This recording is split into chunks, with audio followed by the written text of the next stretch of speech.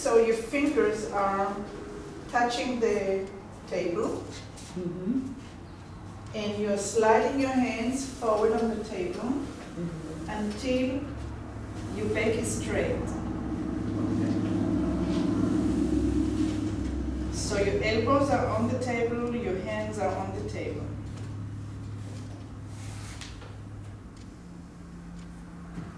Wonderful.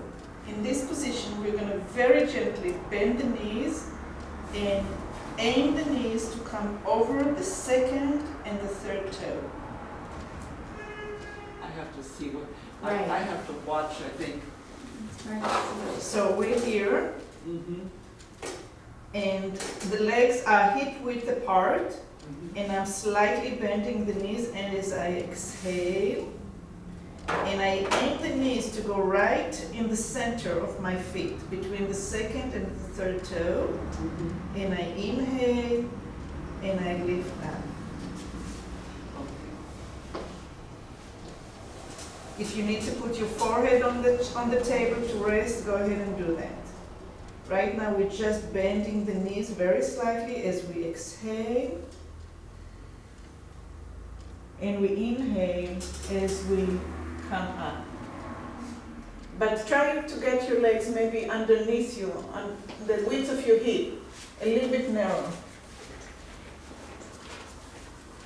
A little bit narrower. Your hip is not this way. Right underneath your hip. Better, yeah.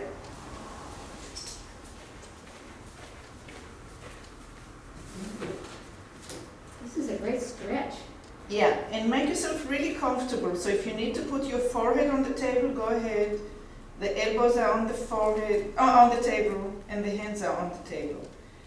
So you have just the legs to move within that frame. Feel how the tailbone is spreading out into the center of the room as the knees bend. And as the tailbone narrows, the bones on the two sides of the tailbone come in towards the center. I'm going to say it again, just so you can get the image. As the knees come over the center of your feet, the tailbone is like a tail of a peacock that's opening up and spreading into the center of the room.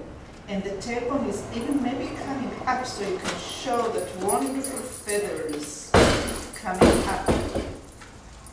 And then as you down, your legs are lengthening. So now my shoulder joints are really complaining with that. If I try to put my head down, I get a cramp in it. So try to find, maybe you need to put like the cushion. Okay. I mean, this is good. It's pinpointing places that there's a problem. I And guess. it's also for the tailbone that Yeah, you talked about yeah. this in. Yeah. I'm just trying to. Yeah. Okay, great. Thank you. Oh, yeah. Good. So again, if you just go in and you're starting, find a place where you're standing and your fingers are touching the table. Then you're sliding your hands on the table until the elbows touch the table. And your back is somewhat straight. We are exhaling, bending the knees.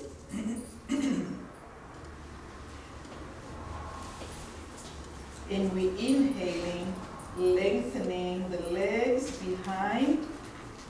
So you're going to have to find out how far the legs have to be from the table to really feel the lengthening and the bending in a way that you want to feel it.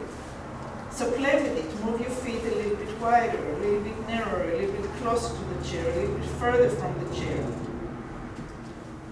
See if you can exhale as you bend your knees. And inhale as you lengthen the legs.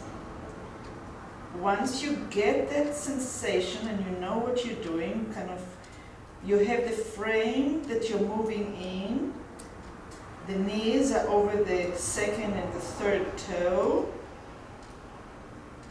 Then start visualizing the tailbone, widening it as you go down. And especially when you go down, when you get down, allow the tailbone to widen even more and maybe lift it just half an inch so the tail, the beautiful feathers, full with colors, are pointing a little bit higher than the horizon. Not the lower back, just your tailbone. And then relax the tailbone and lengthen the legs. And pay attention to how it affects your back. And if you need to get up and rest, go ahead and rest. But spend time maybe turning the toes a little bit, maybe change the position of the heels. Which way will give you a good structure that the knees can bend as you exhale. Spread the tailbone out into the center of the room and a little bit higher than the horizon, like a peacock tail. Then relax those feathers and lengthen the legs up. Is the tension underneath your toes? Can you relax your toes?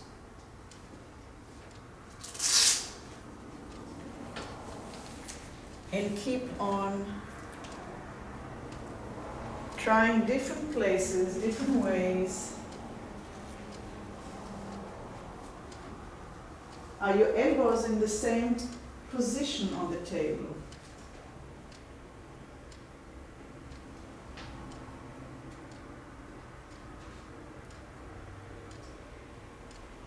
Are your knees going right over your second and third toe? Once you are in the bending position, are you able to widen the tailbone and spread it? So no, when you say the tailbone, And go ahead and roll up for a minute. Yeah, we're gonna. so we're above our, it's the bottom of our spine, we're above our buttock crack. That's what we want to sort of. Yeah, let me just show you what I mean when I. Okay, Let me do it this way. good, okay. So first of all, find your tailbone. So you have the sacrum and walk down until it kind of curves inward a little bit. Uh-huh. So some of us have 2, some of us have 3 tailbone bones, and some of us have broken ones like me. So the elbows are on the table, the hands are on the table. This is the distance that I need for my measurements. So I exhale and I go down. Now I'm widening, watch my back, I'm widening. Can you see that? And then I'm lifting. Can you see it? No? See movement, yeah. Let me do it this direction. So I go down, I work on the knees being over the second toe. Now I widen. Can you see the widening? Mm-hmm. And now I'm lifting. Yeah. But I didn't change the knees. And then I relax it. And then I lift the legs up. So I'm trying to work on that. And why I'm doing it? Because the relationship of the tailbone, as women mostly, we're so taught to get skinny, hold up, look beautiful, be completely flat. And when we do that, we're lowering the tailbone down and we're tucking and we're pulling here, which create a pressure that pushes on the bladder. And sometimes in older age, the bladder says, I'm done, and it flips inside out and it drops down, the prolapse. And many of us have it. So just to do the Kegel exercises is not enough. It doesn't really change the pressure, the continuous pressure. So when we learn how to relax that, so the pubis bone, this bone, the bladder can sit over it and relax over it. You don't have to be, that's not what I'm talking about. It's not in the lumbar. It's the bladder is sitting comfortably on that bone, resting. and the tailbone can kind of widen out a little bit. Mm. It's minute, and so we're gonna work on the exercise. So when you're standing, you can just kind of like there is a widening there and a relaxation. Mhm. Okay? Okay. So back to the exploration.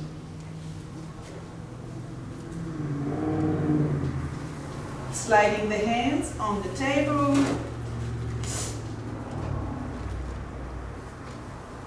So the legs are bending as if they were on a track, whether it's a train tracks or slalom tracks, but it's parallel. You're over the second and third toe.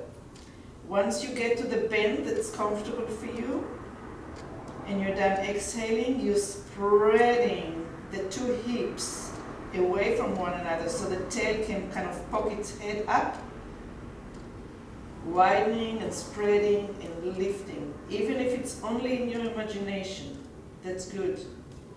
And then you relax that spreading and lifting, and back into the legs that's coming up.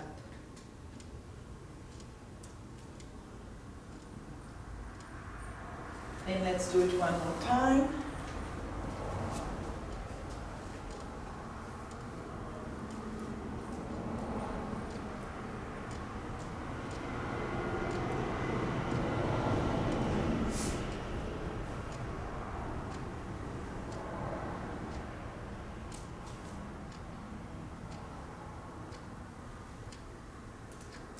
And the next time you come up, rest the legs, rest the arms.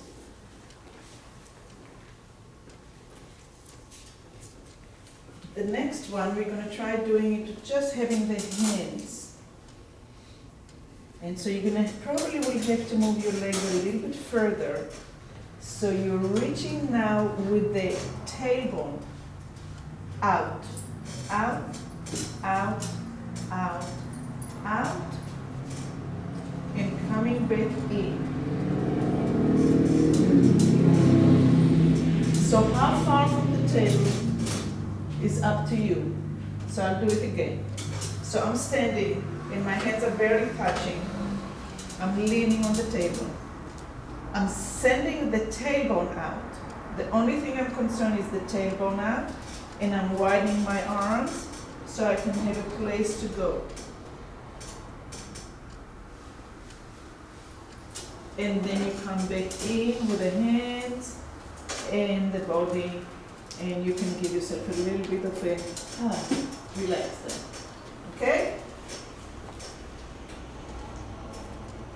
So you're spreading, you're sending the tail out into space behind you, like sending the little bird out of the nest, and then bringing the tailbone back into the body, having the two sides of the hip covering it up.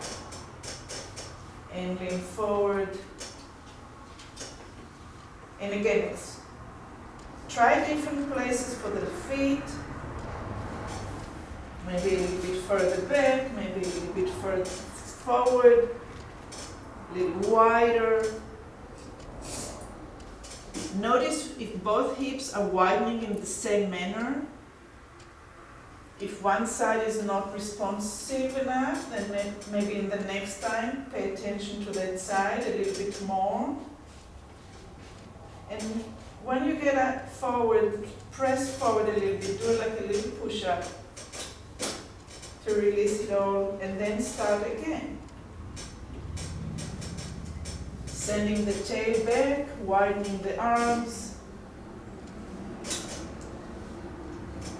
And the next time that you go down, stay there. Stay down. And now just bend the knees tiny little bit, even less than before.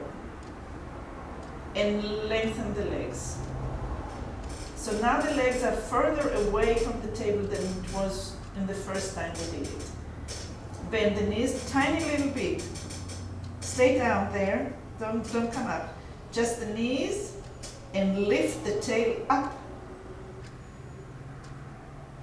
Bend the knees.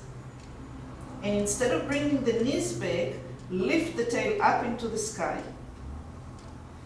So we're working on lengthening the hamstring family now. Bend the knees over the second and third toe. You can relax whenever you need to. When you're ready to lengthen the legs, it's the tailbone that comes up into the ceiling. Please don't push your knees back. You can bend your knees forward. That's the way that they're meant to go. And when you're ready to come back, it's the tail that's lifting and lifting and lifting and lifting and lifting. Even if the legs don't straighten, that's fine. It's working on that lengthening of the muscles. Whenever you need to rest, go ahead and round your back and rest and come up. So let's stop for 1 second and do a little anatomy. The hamstrings are like 3 muscles. 2 and 1 coming in underneath the knee into the front, attaching all the way to the hip bone right underneath. So when we are in a bending position here and we're lifting the tail, we're pulling the attachments right here. Okay? Have fun. Remember to rest whenever your body is telling you to go up and rest.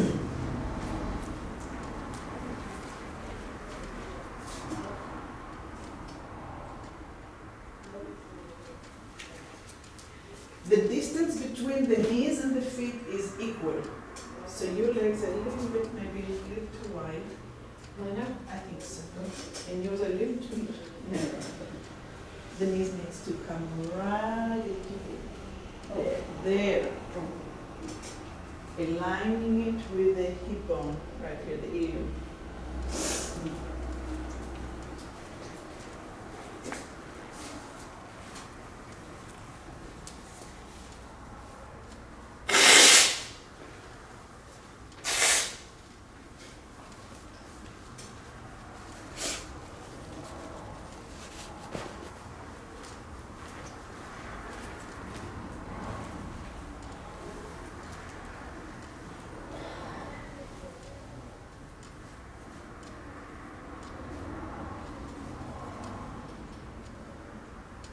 When you lift your tailbone up, does it affect your lumbar area, the belt, or does it stay quiet?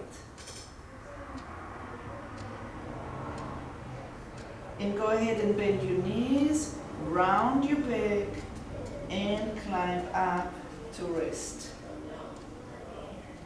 Shake your legs, walk in place. Are you getting kind of tired in the lower back? Oh, you okay? Yeah, the Okay. lower back is fine, it's my shoulders that don't feel good doing it. Yeah. Do you need a higher something on the? I don't know, I'm not quite getting this one. You're very tall, so maybe taller than I am. So for me, this is nothing. But that might be easier. You're tall too. Mm-hmm.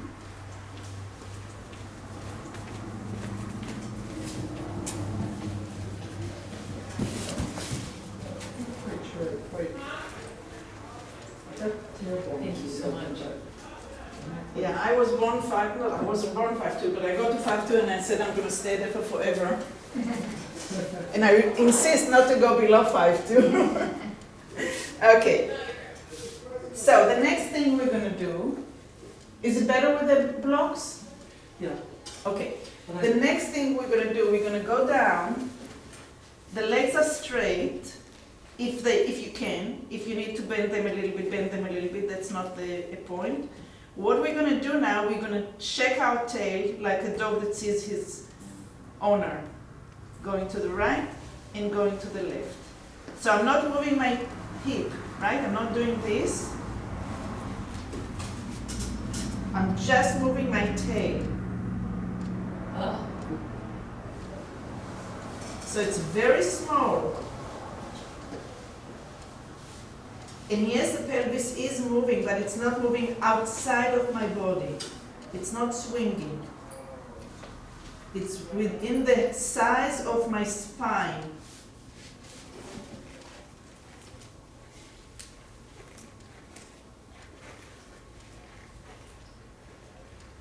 Get a little bit of a bend in your knees. I think that's going to be easier.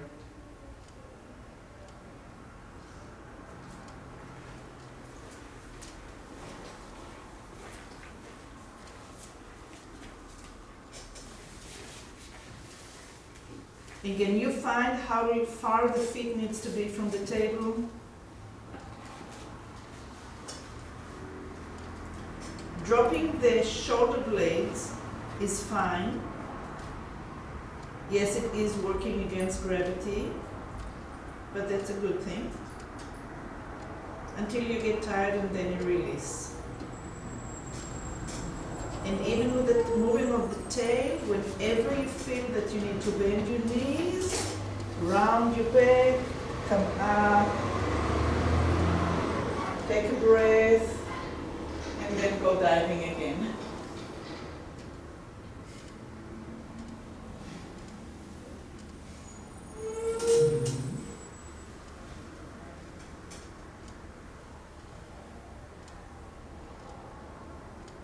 So the tailbone is moving right and left, kind of crossing the top fibers of the hamstring attachment into the bone.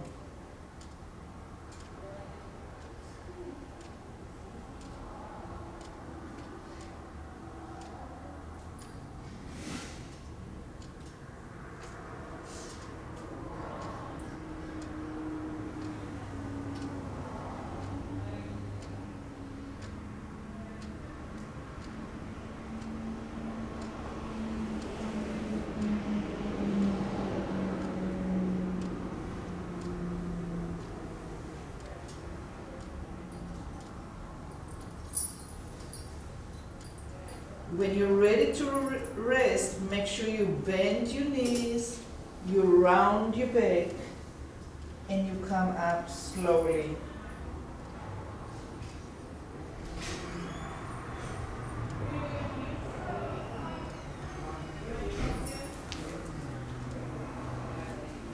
And the next time you come up, rest.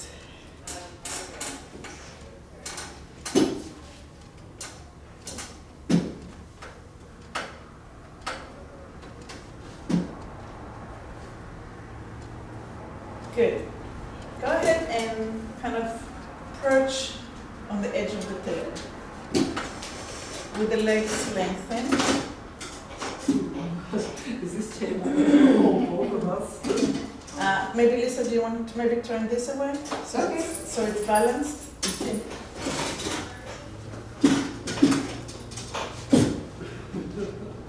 I think we're pushing against this wall, so it should be okay. Yeah, Okay. yeah. It doesn't sound good. Do you want to come here? No, that's all right. Okay. We're going to flex one leg, allowing the pelvis to respond. And let it drop. And flex the foot and allow the pelvis to lift and respond.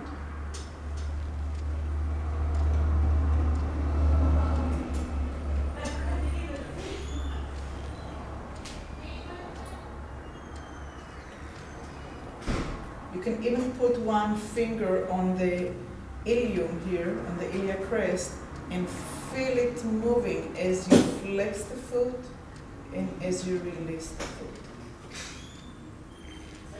Somehow when we sit in a chair and we do it, when we press on the gas in the car, we don't feel the pelvis moving. But that's the relationship.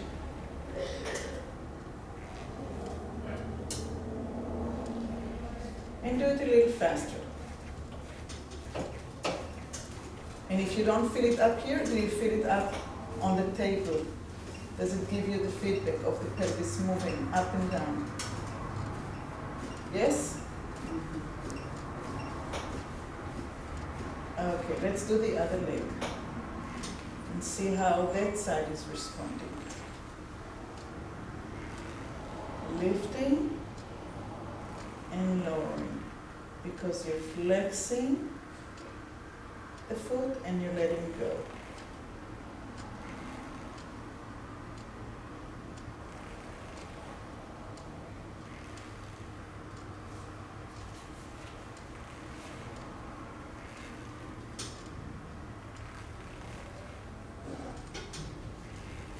And a little faster.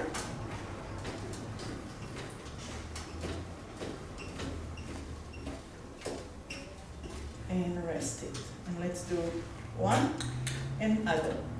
One, the other. And one and other. And see if the hip is starting to move much. Up and up and up and up and up. Not the knees. It's the hip. The legs are straight.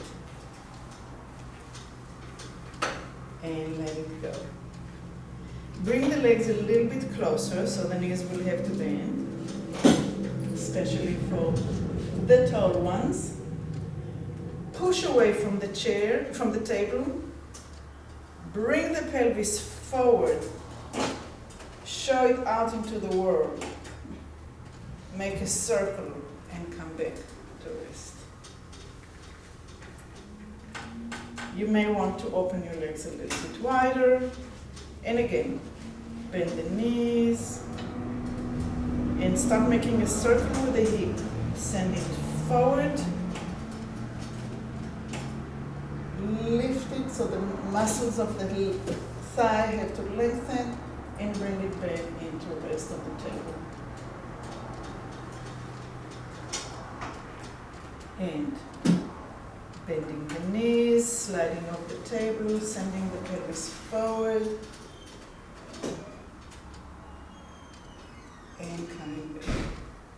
Okay, so this is the movement, and now we're going to try to find the undulation, how the spine is responding, all the way from the tail to the top of the head, because they're connected, right? And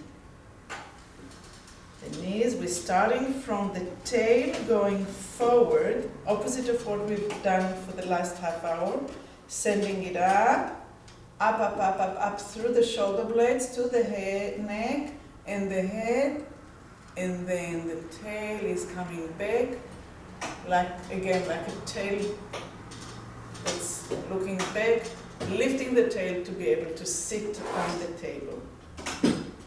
Sliding off, bending the knees. And the size of the circle that the hip is making is up to you, but see if you can create a flowing movement through every single vertebra. And when the hip is ready to sit, you're spreading the tail so it's laying on the table, sitting on the table. And sliding. And forward. And what are your eyes doing? Are they following the movement?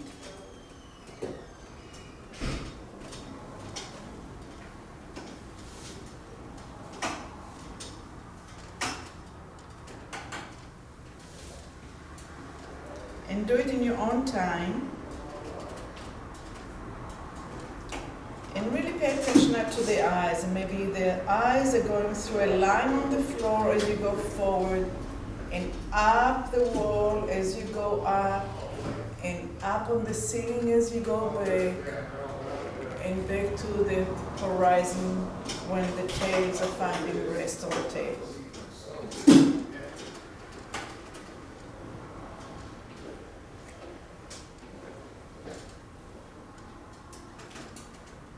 So you have lines on the floor here, which is helpful.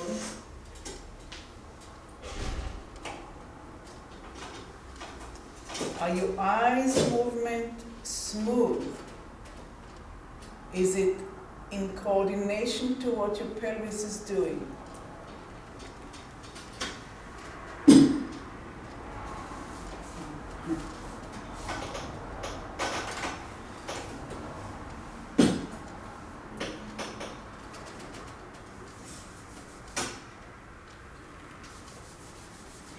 And rest on the table. Bring your legs underneath your hip. So now you are really perching, but it's not just the hip, it's also the feet. So there's relationship between your feet and the sitting bones, which are also the feet of the pelvis, right? So we have feet here and we have feet here. go ahead and hold the table, and we're gonna do two things. One would be we drop the chin down and hang the head over the neck. Allow gravity to take hold. Get comfortable there. Make sure that your feet have the weight and your sitting bone have weight and your hands are holding the table. Because now I need to widen my feet, I don't feel stable enough. Go ahead and find what would take to be stable, because we're going to allow gravity to slowly take the head down, get heavy. And with your breath, just very, very slow and very kind of with a lot of attention. Allow gravity to take you down. We're not going down as an exercise. We're allowing gravity to take hold of the weight, and the weight is pulling us down. Notice if you feel it in one hip more than the other, and change the weight on your feet to make it more equal. So through the awareness of what your body is telling you, the feedback, you are using either your hands or your feet or your sitting bones. And when you feel that the weight is too much, you anchor your hands into the table and you round your back up. And you take a breath. And again, it's like we're diving into underwater, and you can get dizzy, it can get heavy, so pay attention.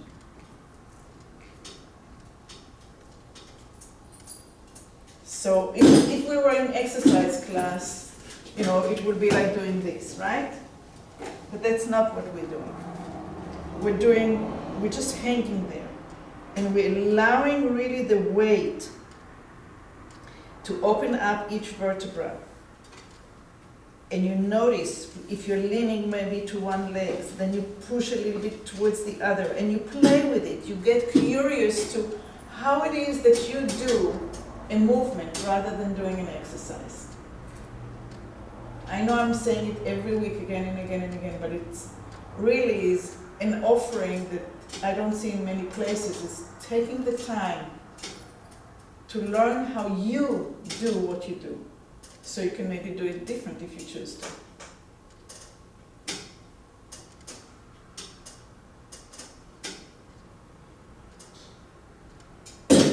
Are your knees over your second and third toe?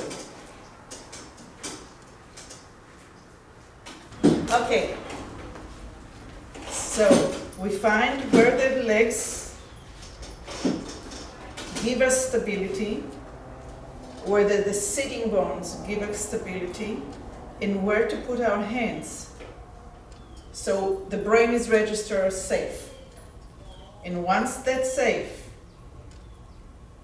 hang the head and get it to be your heavy pendulum. And with the breath, and with gravity into your side, on your side,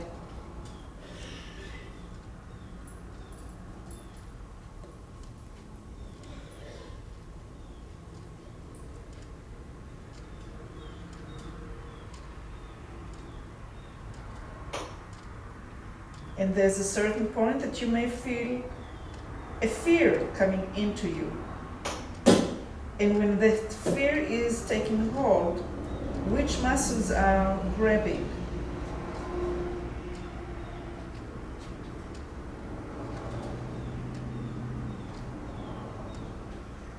So then don't stay there too long. If you get to that place, come back up, and the next time maybe try a little wider, maybe a little tilt in the feet, something different. So when you get down to that place where you fear took over, and you must grab, maybe this time they won't. Maybe they will again. Maybe it will be at a different timing.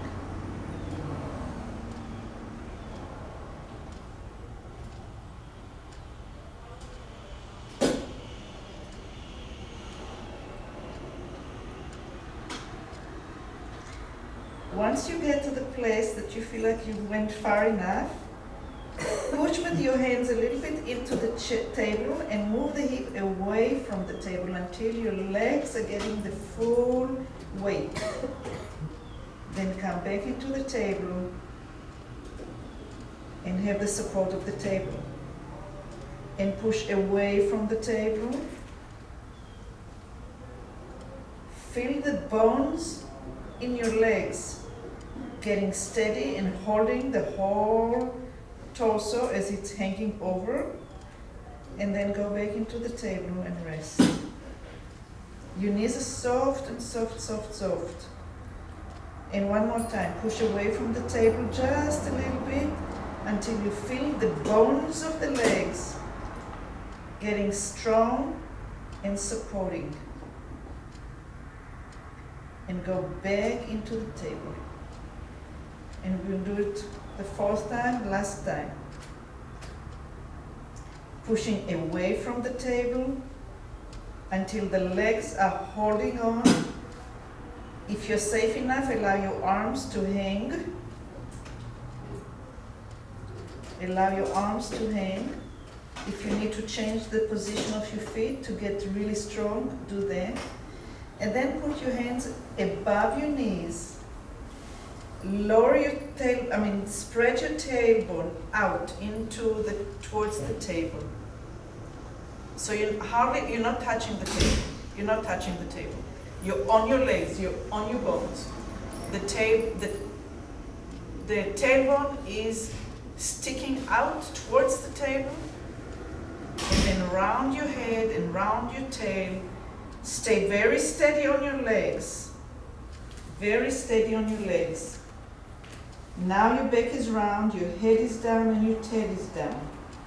Your hands are above your knees, on your thighs, really strong. Now it's your arms locked on your legs that's holding you. Spread the tailbone out, all the way, chain up the spine until the eyes and the head are coming forward a little bit. And you see maybe 3-4 feet in front of you. And relax the tail in between the cheekbones and the hip bones, and round your back, and allow your head to go down almost in between your toes. And again, spread the tail and send it out into the center of the room behind you and towards the table. And the spine is going up and up and up and up. So go ahead and round your back and come up for a second. And I want to show you how it looks on my body so you have like an image. So we're here. The hands are not moving, the elbows are locked. So this is my position. So I'm not going to lower my back at all. My back will stay where it is.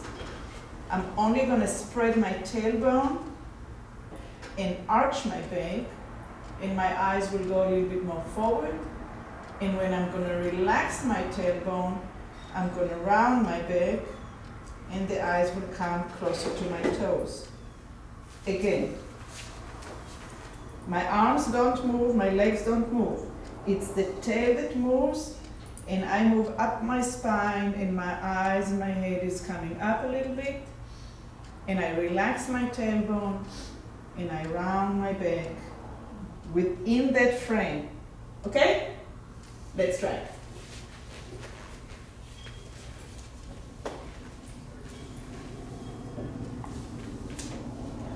So if you're ready to spread your tail and come up towards the lumbar and in between your ribs and in between your shoulder blade, up to the neck and head, and your eyes are going forward and up a little bit, not even reaching the horizon. And then the tailbone is relaxing. Your back is rounding one vertebra at a time, even if it's in your imagination. And the eyes are going down towards the toes. And you can do it in any speed that you want to.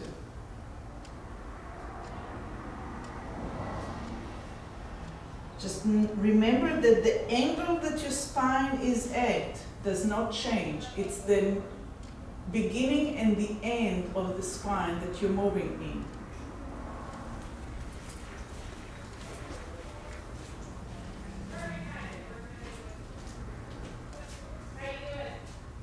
And now you're rounding from here and here, through here, round, round, round, round, round, round, here, round, round. Don't lower, don't bend your elbows. Block your elbows. Focus. Hands up towards the inside. Get really strong. Do this. Okay, and don't move. Strong elbows, strong elbows. Okay, now round, don't lower. Round this. Bring it to me. Round it, round it, round it. There we go. And now arch it, arch it, arch it, arch it. Arch it. And now this will round and make a belly round. Don't bend your elbows. And now from this you're going to spread. Don't go down. Don't bend your elbows. Okay. So if it's really, really hard for you to not bend your elbows, another way of doing it is keep your elbows here, bend your knees, and round your spine, and arch your spine. And round your spine, and arch your spine. So you see the angle of my back is not changing. I'm not going down and up. I'm not doing this. I'm staying where I am. And I'm moving in that angle to the floor. Okay? Want to try it one more time? Maybe on the table? Okay, let's try. So I'm going to do it this way. So the elbows are locked. They're not moving. Once you find that the angle of the spine, then you're rounding the tail and the head, and you're sending the head and the tail to meet behind you. The back of the head and the tail wants to touch one another. Good. And now your nose and your tail are trying to touch one another from the front.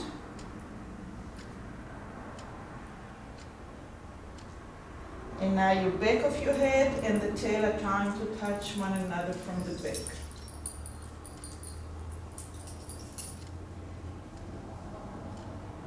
And your nose and your tail are trying to touch one another from the front.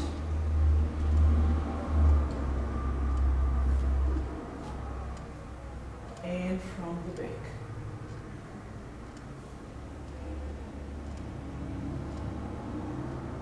And once you are to the front and you're round, walk with your hands on your thighs. Keep on walking up and up and up and up until you're standing straight.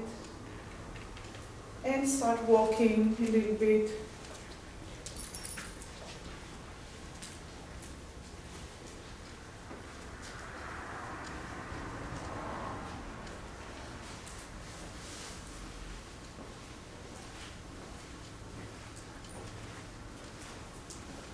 And pretend that you are in the garden and that you want to pick a flower. So go ahead and put one elbow on your, just like we have the hands here, put one elbow and reach, sending the tailbone out and come up. And then again, bend, send the tail out. Rest with your elbow on the other arm and pick with the other hand.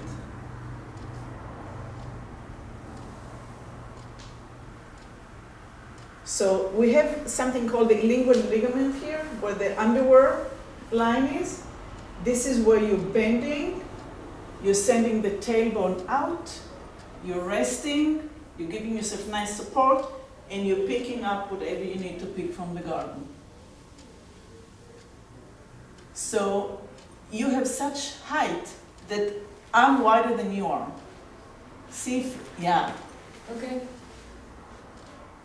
So this is what they do in the Far East, right? This is how you go to the restroom, this is bathroom, this is how you give birth, this is how, and it's that angle that's actually healthy and supportive. Now, many of us don't have long enough Achilles tendons to do that, but so, you support yourself. Good. All right. And when you're ready to go up, one hand, and climb up. The reason it was hard because your knees were not over your second toe. Oh, okay. Thank you very much. Thank you. You.